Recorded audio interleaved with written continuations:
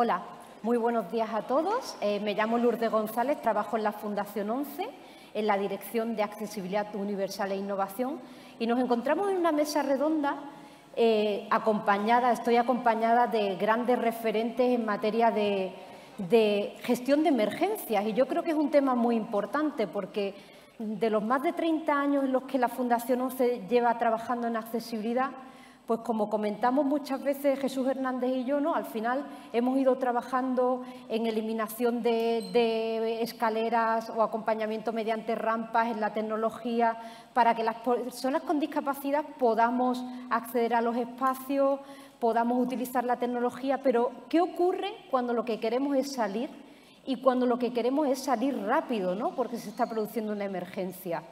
De ahí la importancia de ir abordando estos aspectos e ir contemplando la inclusión en los sistemas de gestión de emergencia.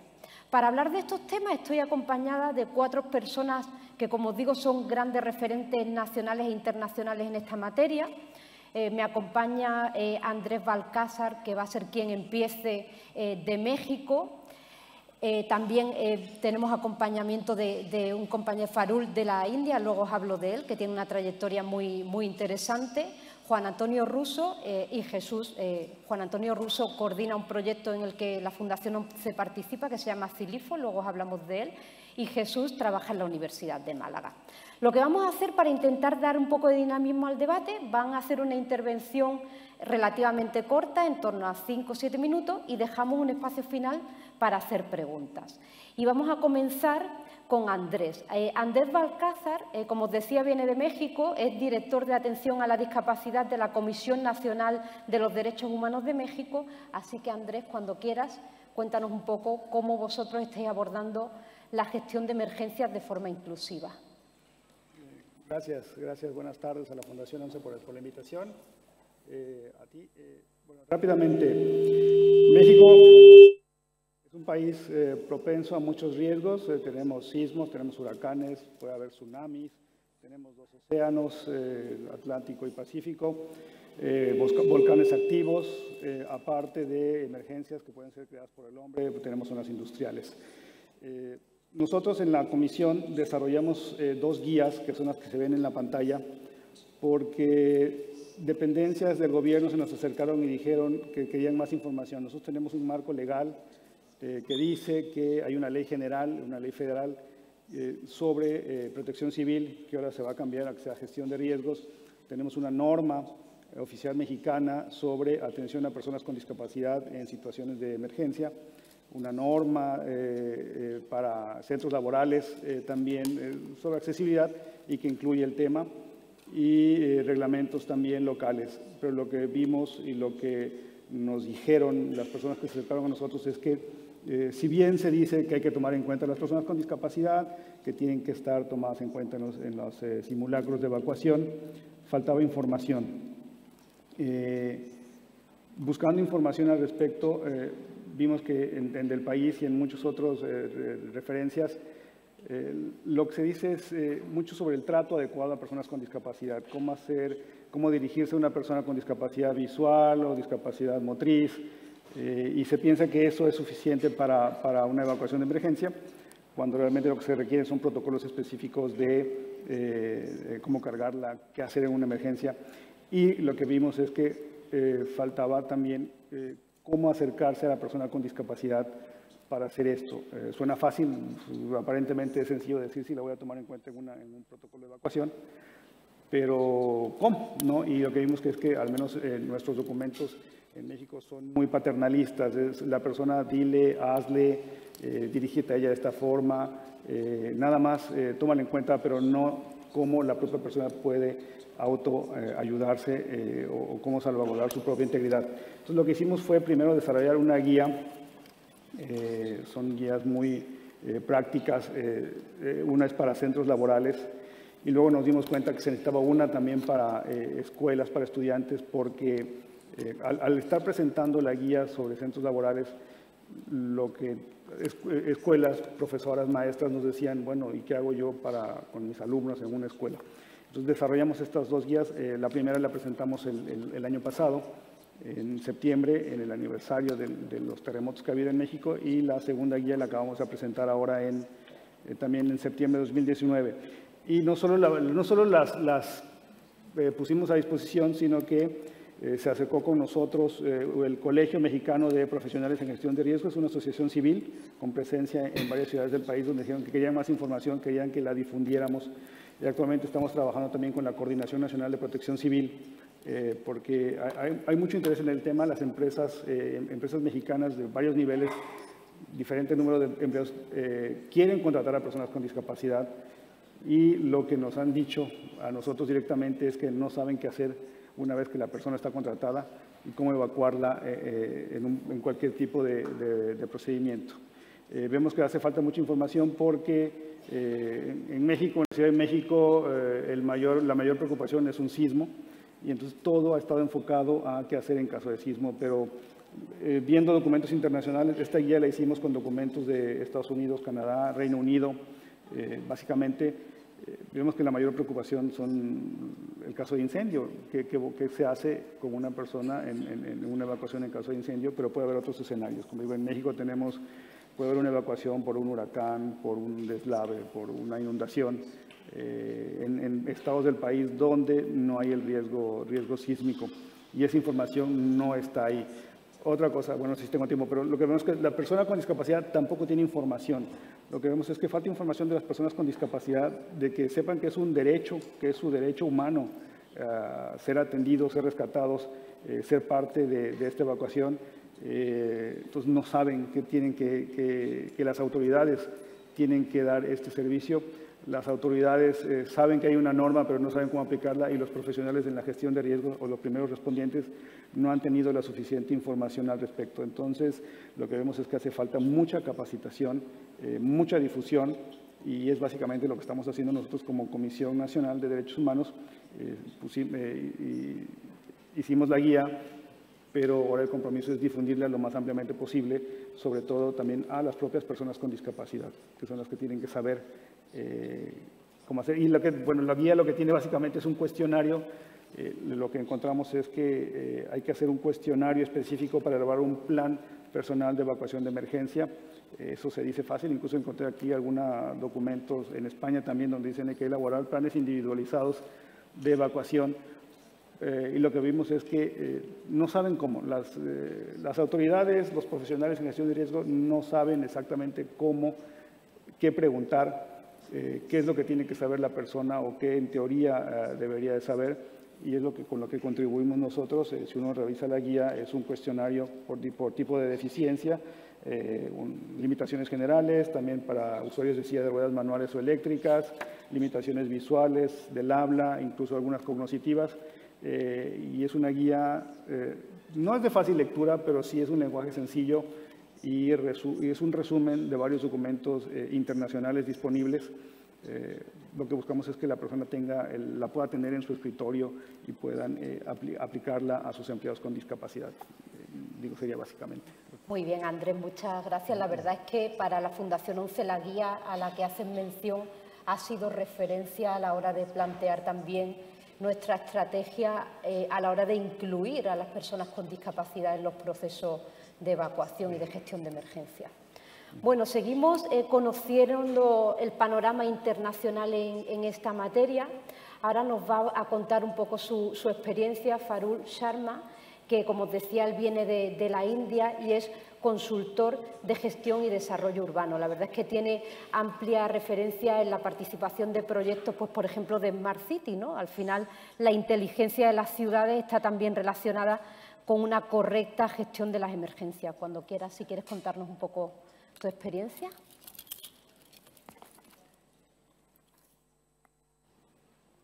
Okay. First of all, thanks for having me here. And I would like to congratulate the foundation for choosing such a significant topic, which is a very diverse topic. And I have tried to start my presentation by talking about the various aspects related to evacuation, emergency management. And then in the end, I will be telling you what work actually I am doing in India. So I would request if we can start with the first slide. Oh, remote. Sorry. Okay. So the slide you see here, I have tried to put in a lot of information because this is a very vast subject. Emergency management for persons with disabilities in a situation when there is an emergency. So usually what problems or challenges the government system face, the civil society faces, and the end user and the beneficiary person with disabilities face. First is the empirical data and planning strategies. We have lack of preparedness and vulnerability. Then I'm quickly touching upon various aspects because this is a vast subject. So I'll then come to the urban planning part of this, being an urban planner. So accessibility, when we talk about it, it comes with physical accessibility, ICT, and transportation. Then early warning systems, and talking about access to relief, health services, counseling and rehabilitation, access to para-transportation system for door-to-door evacuation. Another issue which is highlighted in most of the cases, like I've seen floods in India, is rehabilitation and reconstruction. During reconstruction phase, we usually forget the rights of education and employment of persons with disabilities, and they are the ultimate losers in the process of reconstruction. So we want to create an inclusive society to ensure that none of these aspects are left out. Then coming to decision making. So it should be ensured that all the disability people organizations and persons with disabilities are given more and more opportunities to be part of policy formulation, implementation, and evaluation. And also there are risks associated with women, children, and girls especially, like sex crimes and trafficking during these odd times. So we need to figure out policies for mitigating these as well. Then capacity building of family and personal caregivers is another challenge.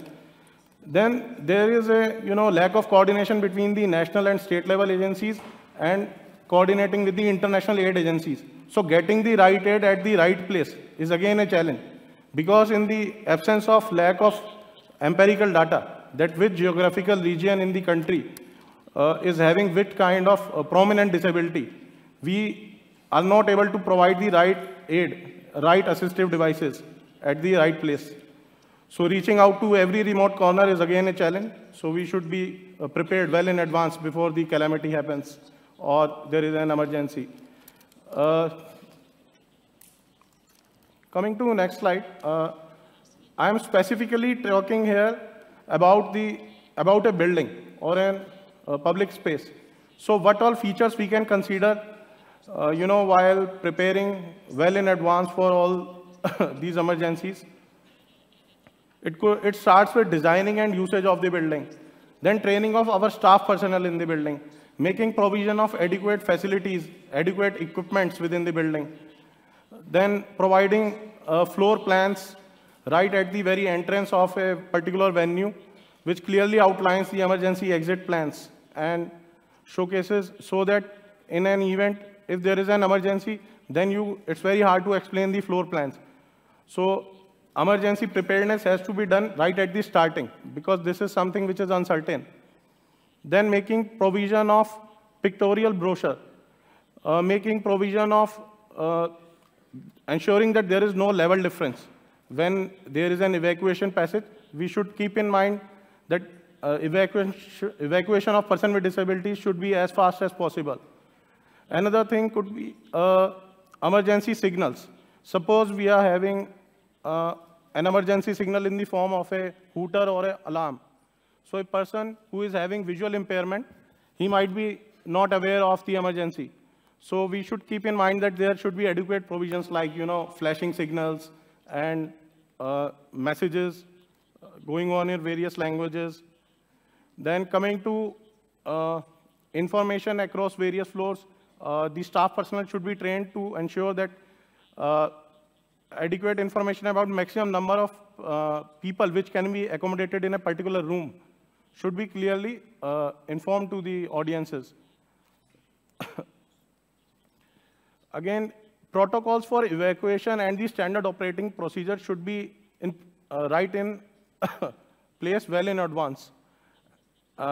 Coming to appropriate tile and braille signages, we should ensure that all the evacuation passages are having this information.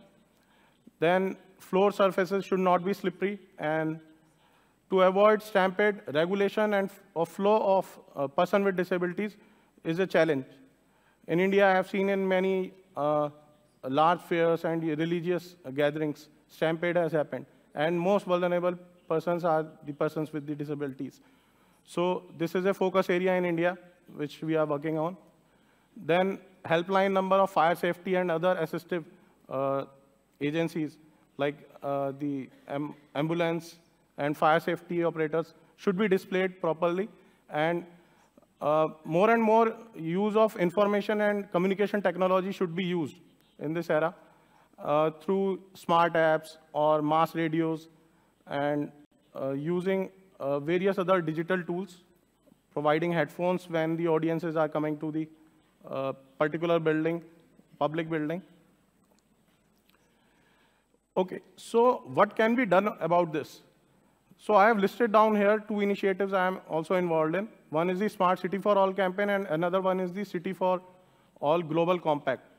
So we can ensure that we all become signatory to these 2 campaigns, which are based on the basic principles of using non-discrimination, accessibility, participation, urban policies which are inclusive, capacity building, and data for development. So these 6 principles will ensure that our cities are inclusive and accessible in nature. So you can help us in by endorsing these compacts and Smart City for All campaign. And coming to the institutional mechanism, like my friend Andres was saying, so it's not that once emergency has happened, then we start preparing for it. Preparedness and vulnerability mapping is the most crucial part of emergency management. So I think a institutional framework and mechanism has to be in place in advance at the national, state level, and various districts.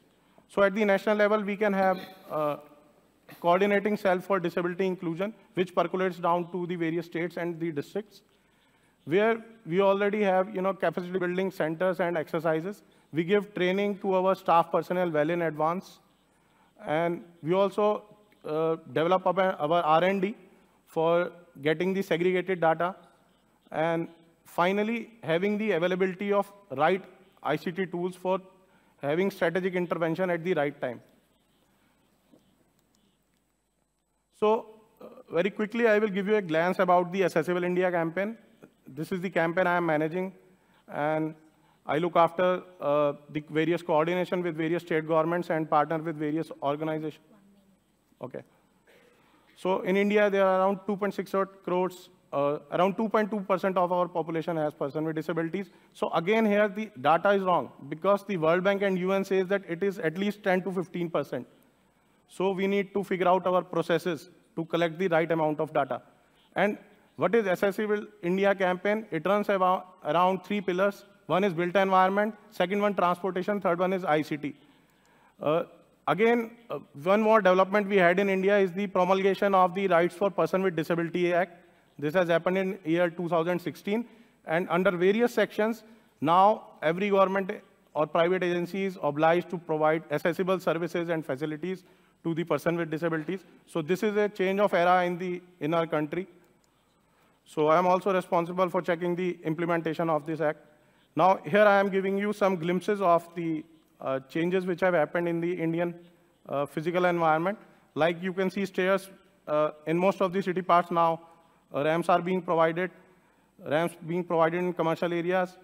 Then in recreational areas, you will see in judiciary is accessible for person with disabilities now, which was not earlier.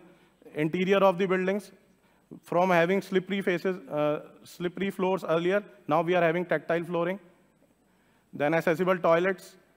We are focusing a lot on having accessible toilets, which is the basic necessity for any society. Accessible railways. Okay. Then accessible airports and accessible public transportation systems. Then accessible museums. So in a nutshell, the government is focused and committed on providing, leaving no stone unturned, and providing all accessible services to the person with disabilities. And again, everything is running around, because India is prone to a lot of floods and earthquakes. So we are working towards formulating policies and ensuring they are implemented in a phased manner, starting from our cities, metropolitan cities, and then the flood-prone and earthquake-prone areas. Thanks. Muy bien, muchas gracias. La verdad es que estaría el día entero escuchando información sobre la gestión de emergencias porque realmente creo que es fundamental. Pero me ha tocado el duro papel de moderar y siento pues haberte limitado el tiempo. Bueno, ahora vamos a pasar, Farul nos hablaba de la importancia de evacuar edificios, por ejemplo, y ahora vamos a hablar del entorno forestal, un entorno en el que no siempre disponemos de los medios que nos gustaría para que la gestión de emergencia pues, sea 100% eficiente, aunque contra eso, desde luego, hay que luchar para evitar que cuando se produce una emergencia en el entorno forestal, pues se produzca pues daño. Sobre esto nos va a hablar Juan Antonio Russo. Juan Antonio Russo se integra en la Junta de Andalucía, es compañero y coordinador del proyecto CILIFO, del que os va a hablar. Juan Antonio, cuando quieras. Muy bien, pues muchas gracias, Lourdes, por esta oportunidad de presentar el CILIFO en este foro. No se le oye a Juan Antonio. ¿No se oye? No, creo que no.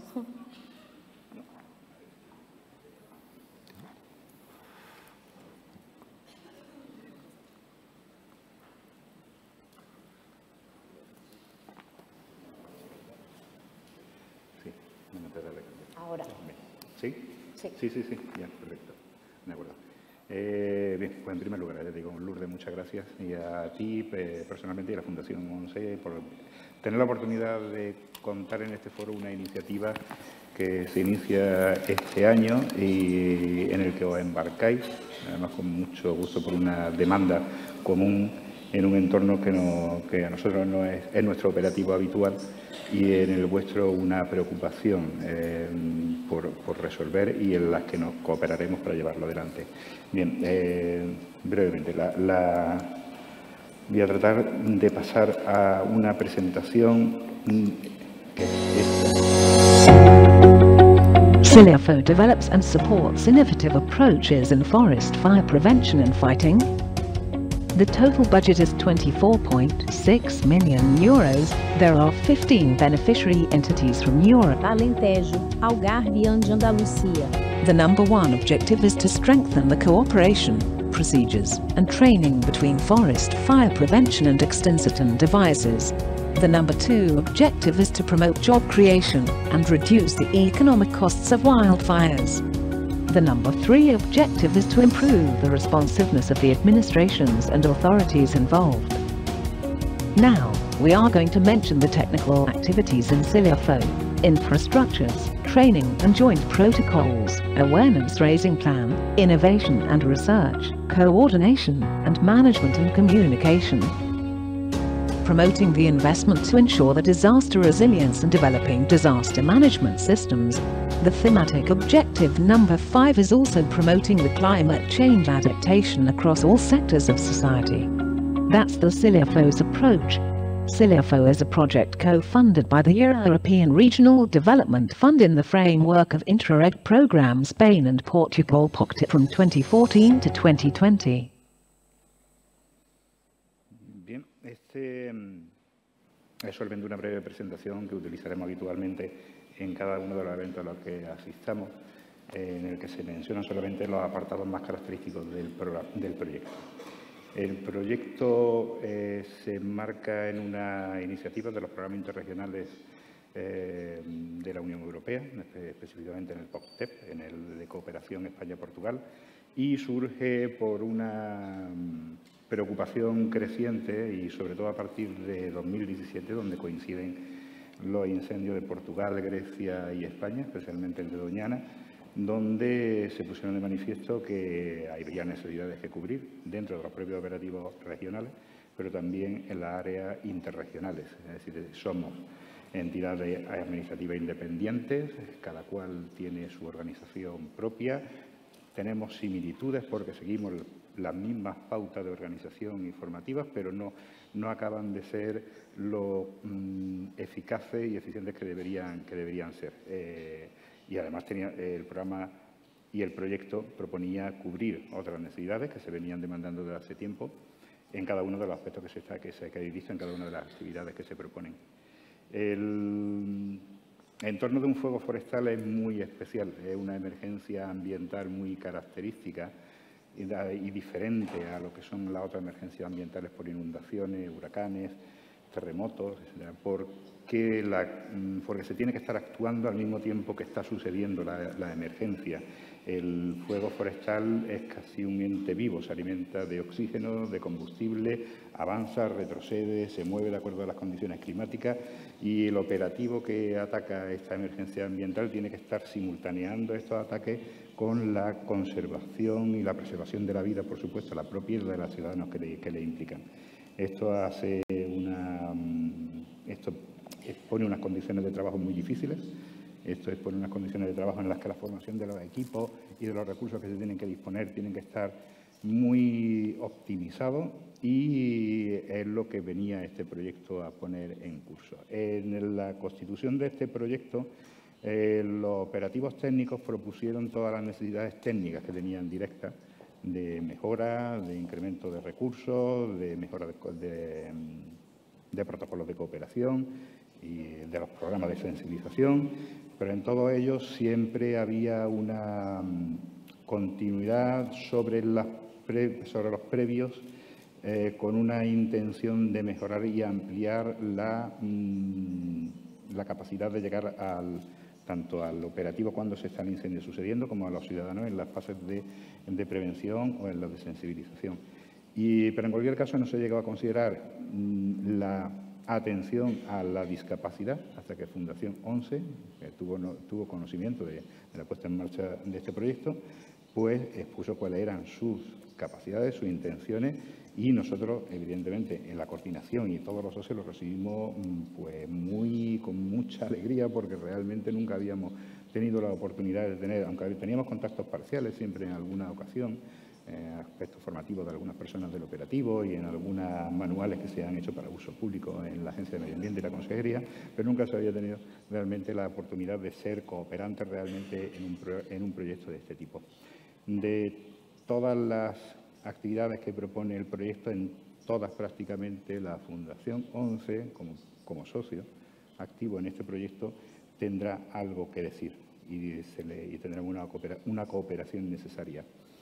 Tanto en la actividad de infraestructuras, la que se denomina infraestructura, tiene como objeto ampliar la red de bases de operaciones de helipuertos en la zona interregional, tanto en la zona de Algarve, Alentejo, Andalucía, construcción de nuevas pistas, construcción de nuevas edificaciones para la residencia del operativo contra incendios y generalmente son, por continuidad con las previas, son solamente residencias de operativo activo, es decir, no suelen tener una recepción, no se preparan para una recepción del ciudadano en situaciones de emergencia. Para eso existen otros lugares que están determinados cuando sucede el evento de incendio por las autoridades, que suelen ser, como suele verse algunas veces en las noticias, pues polideportivos, áreas de los ayuntamientos donde se recogen, pero no eran las infraestructuras estrictamente las que estábamos hablando. Pero sí teníamos que darle un giro y además por una propuesta en un caso específico en Castromarín, justo en la frontera de Portugal, un poco más hacia el norte, prevén la construcción de una infraestructura que va a ser la recepción, va a ser un helipuerto, una unidad de formación de su propio operativo, pero también quieren extenderle en su operatividad a hacer un centro receptor de ciudadanía en caso de emergencia. Entonces, porque ellos atienden no solamente a incendios forestales o la previsión de atender incendios forestales, sino también a un programa que tienen activo en Portugal y que les preocupa y que lo tienen ahora en marcha, que es la prevención por tsunamis. Lo recuerdan, en el siglo XVIII, el tsunami que asoló en la costa de Portugal, hasta Lisboa y hasta prácticamente nosotros, ellos no pierden de vista que son unas zonas de riesgo, de alto riesgo, en situaciones de terremotos marinos y, por supuesto, de los tsunamis que se derivan y ya están actuando para esa prevención. Uno de ellos, precisamente, es este centro, es decir, retirar a la ciudadanía, a las personas de la costa, que es la que está más cercana, y subirla a este centro que está en una situación más elevada. Entonces, tiene una multifuncionalidad. Primaria, la de atención contra incendios forestales, que es una preocupación general, y una secundaria, que sería en cualquier caso ser centro de recepción. Para estos casos es lo que sí se ha propuesto que cada actividad constituya un grupo de trabajo. Fundación ONCE participa prácticamente en todos los grupos de trabajo, porque da la visión ya no solamente del cumplimiento de las normas de vida, las legales en las cuestiones constructivas, sino cuáles son las mejoras que podríamos ir más allá, porque se tienen que aplicar no solamente a una mejora habitual, ni a una situación habitual de uso, sino a una cuestión de emergencia, donde se dan unas condiciones de alteración de la sensibilidad, de alteración del ánimo, de la alteración general del operativo, y se recibirá cuáles son sus apreciaciones sobre eso. En cuanto a la formación, que es otra actividad del proyecto, también ellos forman parte, porque la formación se dirige, en este caso, lo que propone el proyecto, a los propios operativos de intervención del incendio. Hasta ahora la formación de operativos se ha dirigido hacia las operaciones directas de intervención contra incendios y se ha ido complementando en un operativo que es relativamente joven, que empezó prácticamente a funcionar hace 20 años. 20 años en un operativo de esta envergadura es muy reciente. Se han ido complementando capacidades técnicas, capacidades operativas, conocimientos de técnicos avanzados sobre no solamente el uso de los recursos que ellos necesitan, sino entendimiento de la climatología, el conocimiento de los puestos a ocupar en el operativo contra incendios,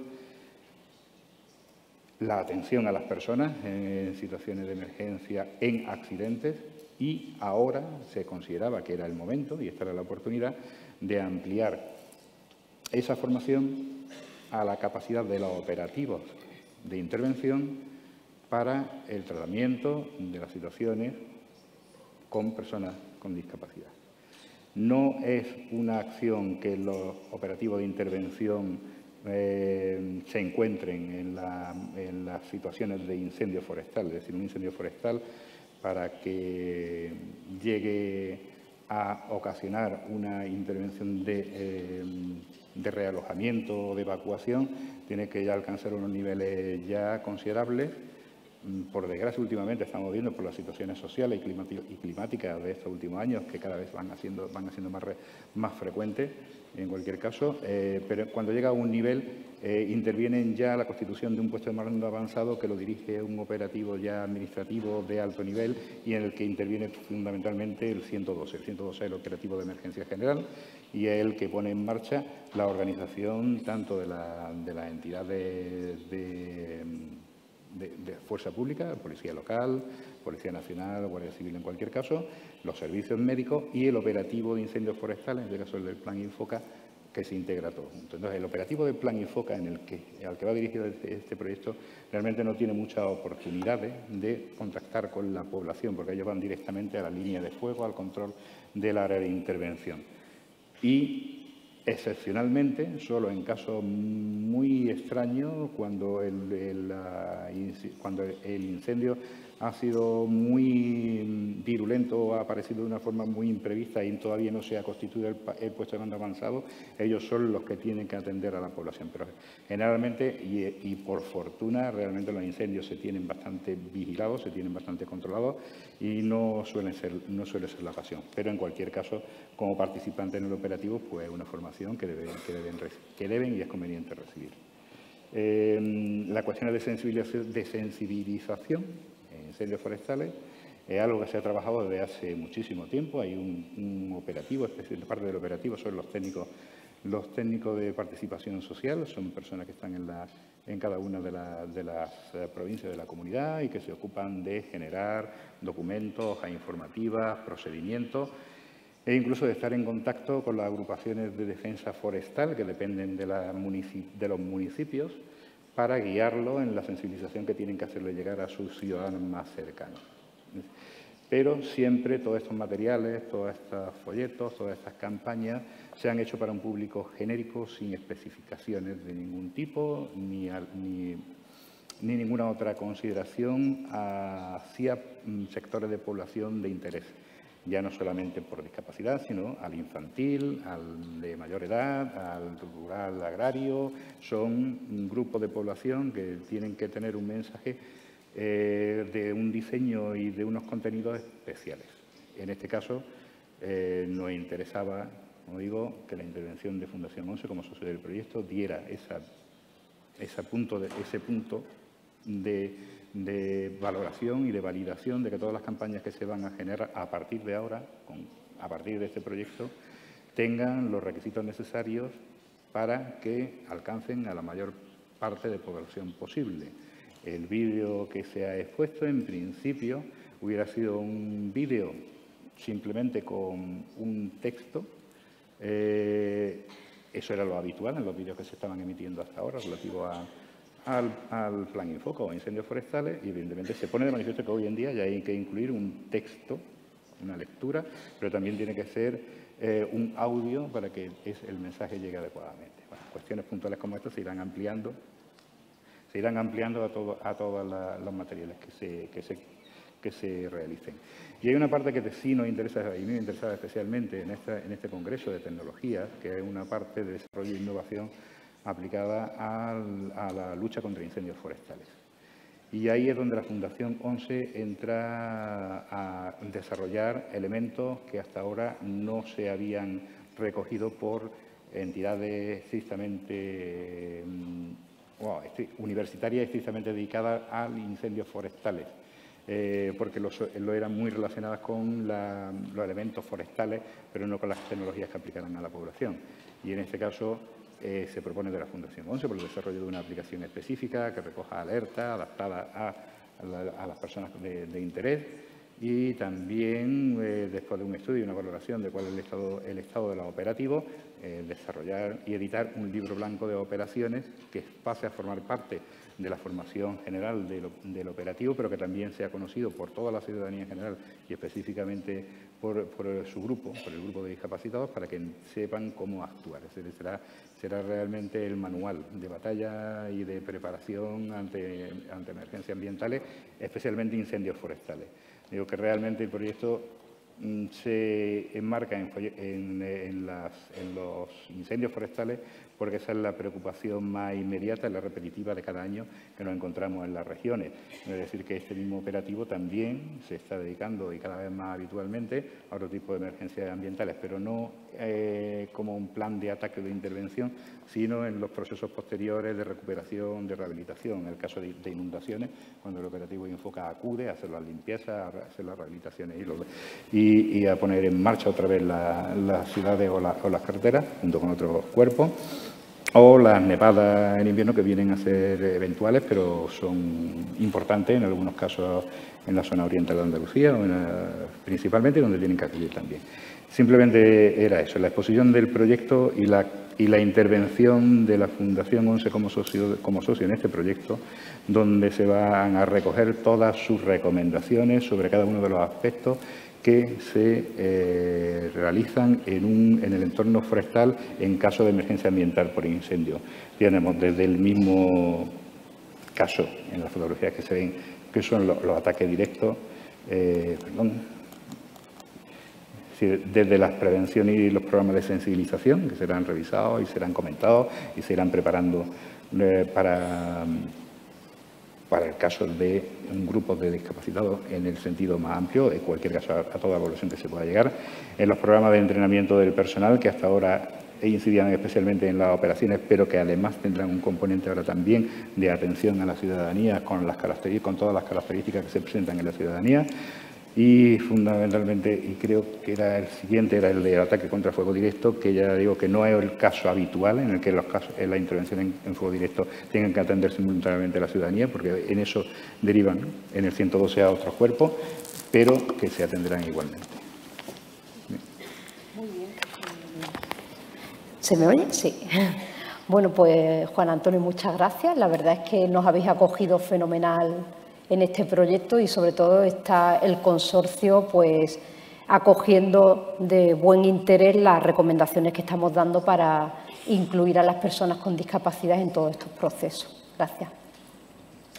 Bueno, ahora vamos a hablar con una persona que sabe muchísimo de tecnología.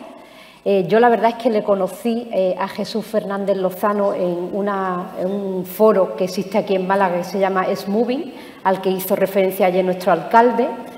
Y bueno, me pareció muy interesante porque el trabajo que realizan en la Universidad de Málaga relacionado con esta materia combina la robótica con la gestión de emergencias, ¿no? Y me pareció muy interesante cómo se empleaba la robótica pues, para buscar a personas que estaban en situaciones de apuro y demás. Pero bueno, esto os lo cuenta Jesús muchísimo mejor que yo, así que Jesús, cuando quieras. Muy bien, muchas gracias.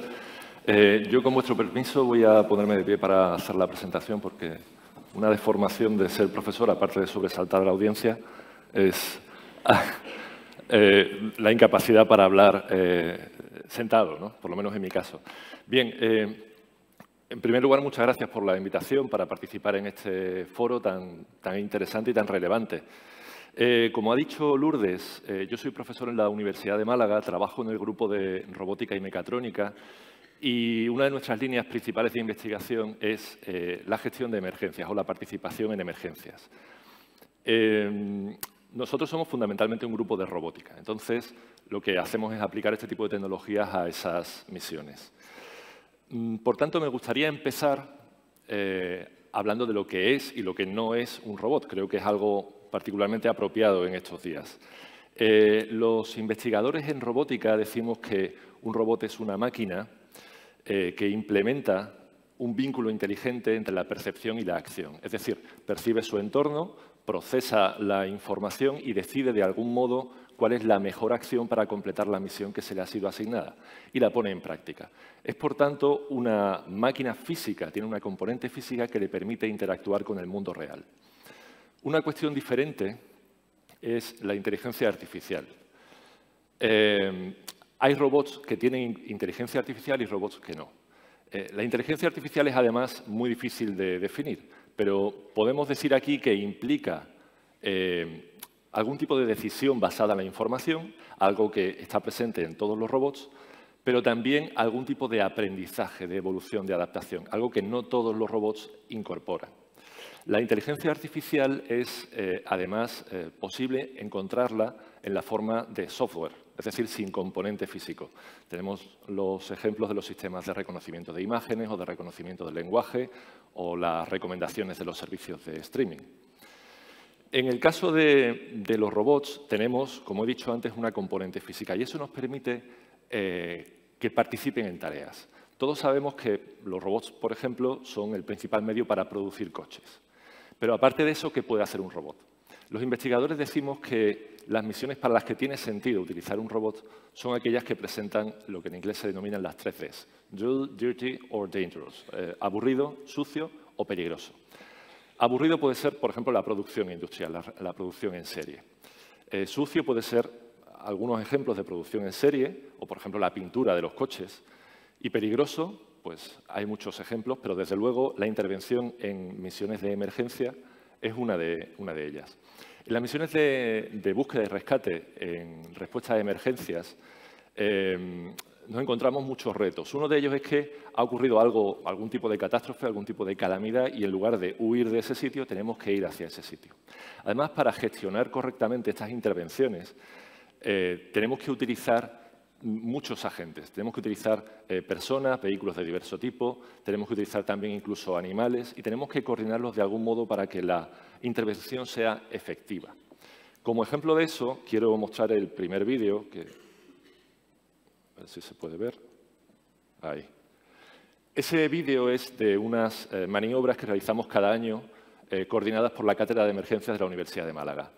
Estas maniobras citan a entre 300 y 400 personas cada año de diferentes servicios. Hemos visto un helicóptero del Ejército del Aire, aquí tenemos personal de la Unidad Militar de Emergencias, también hay Guardia Civil, bomberos y también estamos nosotros que, por ejemplo, aportamos robots móviles, terrestres o aéreos. Ahí tenemos, por ejemplo, a Rambler, que está realizando una misión de exploración en un entorno difícil. Rambler es un robot eléctrico de unos 400 kilos capaz de moverse hasta 80 kilómetros por hora. Bien. En este caso, hemos visto los robots terrestres moverse por el entorno. Están realizando misiones de búsqueda. Eso es una de las posibilidades de un robot, buscar víctimas y tratar de identificar zonas, obtener más información. La información es una de las claves en la gestión de emergencias. Y eso lo podemos resolver con los robots, pero también con otro tipo de tecnologías. En el siguiente vídeo trato de poner algunos ejemplos. Por ejemplo, para conseguir información del entorno también utilizamos redes de sensores inalámbricos que captan, por ejemplo, información acerca de niveles de gases que puedan ser peligrosos y los transmiten a un centro de control que organiza cómo se utilizan los diversos medios. Pero los robots también están empezando a encontrarse con una nueva frontera, los robots colaborativos, como este caso. Los robots colaborativos son un nuevo tipo de robot que tiene implementado un sistema de control que permite controlar las fuerzas que ejerce sobre el entorno y, por tanto, podemos trabajar con seguridad en la cercanía de una persona, como era ese caso en realidad en un dummy, para hacer un triaje, para hacer un diagnóstico acerca de qué es lo siguiente que hay que hacer con esa víctima. Aquí tenemos un caso parecido, pero es un dron el que va a depositar un sensor inalámbrico sobre un dummy también para hacer ese triaje. Y esto que vemos aquí no es un robot, es un vehículo tripulado, pero porta el mismo tipo de sensores que instalamos en nuestros robots. En este caso, un LIDAR, que es un láser, una cámara térmica y una cámara del espectro visible. Utilizamos este tipo de dispositivos para mapear el entorno y tener información para planificar correctamente el empleo de los recursos que tenemos disponibles, pero también para conseguir datos que nos permitan añadir inteligencia artificial, entrenar esa inteligencia artificial a nuestros robots. Hemos visto distintos tipos de agentes, pero falta uno al que le tenemos también especial cariño, que además está cobrando relevancia reforzada en los últimos años, en parte gracias a la incorporación de tecnología. Y me refiero a los perros de rescate. Aquí tenemos a Jackie, un perro de rescate que está portando sensores de esa red de sensores inalámbrica que nos permite localizarlo, cosa que a veces es muy difícil, y al mismo tiempo conseguir información del entorno acerca de, por ejemplo, emisiones de gases que puedan ser peligrosas para el perro o para equipos de rescate. Lo seguimos también con un dron que está operado por un ser humano, por un operador humano, y vemos que finalmente encuentra a la víctima, que en este caso sí era un actor. Bien, como conclusión me gustaría decir que podemos utilizar los robots para contribuir a la gestión de las emergencias de diversas maneras. Una de ellas es aportando información a través de la exploración, pero también podemos utilizarlo, y vamos a utilizarlo, y vamos a verlo mucho en este contexto y en otros, en los próximos años, como robots colaborativos o cobots. Son robots con los que podemos colaborar con seguridad en su cercanía. Y también tenemos otras tecnologías, como por ejemplo las redes de sensores inalámbricos y las nuevas comunicaciones, como el 5G, por supuesto, que nos ayudan a gestionar la información que necesitamos para superar correctamente este tipo de retos. Me gustaría acabar diciendo que, evidentemente, este trabajo pues, no es un trabajo mío en exclusiva, sino que es el resultado de un grupo muy numeroso de personas del Grupo de Robótica y Mecatrónica de la Universidad de Málaga. Muchas gracias.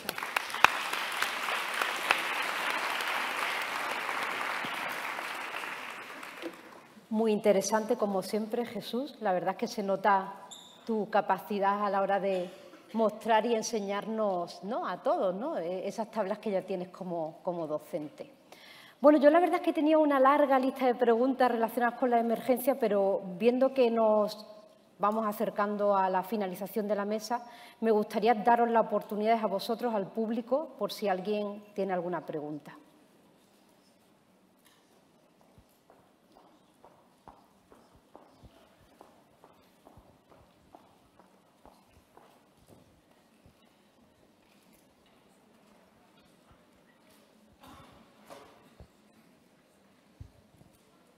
Mi pregunta es para el representante de la CNDH. Hablando sobre las guías, mi pregunta sería si su uso incluye las indicaciones prácticas en los simulacros, porque vamos, yo recuerdo los simulacros, que las típicas indicaciones de no grite, no corre, no empuje, pero nada referente a este tema. Y creo que es muy importante porque, claro, en un simulacro la diferencia son unos minutos más en tardar en vaciar un edificio, pero en práctica un minuto, bueno, representa mucho más. Entonces mi pregunta sería esa. Así es, sí, lo que estamos viendo es que el conocimiento que se tiene hasta ahora es muy básico en cómo atender a las personas con discapacidad en situación de emergencia. No pasaba más allá de eso que mencionas y sobre todo del trato hacia ellas. Cómo dirigirse adecuadamente a una persona con discapacidad visual, con discapacidad motriz y nada más, ¿no? Y las personas tampoco querían, hemos encontrado personas que no quieren participar en simulacros, personas con discapacidad, porque hay un círculo vicioso ahí que ha impedido que participen activamente. Y hay personas con discapacidad que sí quieren participar en simulacros y las autoridades les dicen, o los dueños del edificio les dicen, no, porque tengo miedo de qué hacer contigo. Es desconocimiento, es capacitación. Lo que buscamos con la guía es poner ese conocimiento y que se vea que es necesaria la participación de las personas con discapacidad en todo el proceso de gestión de riesgos, desde planes, simulacros y obviamente en la evacuación en sí.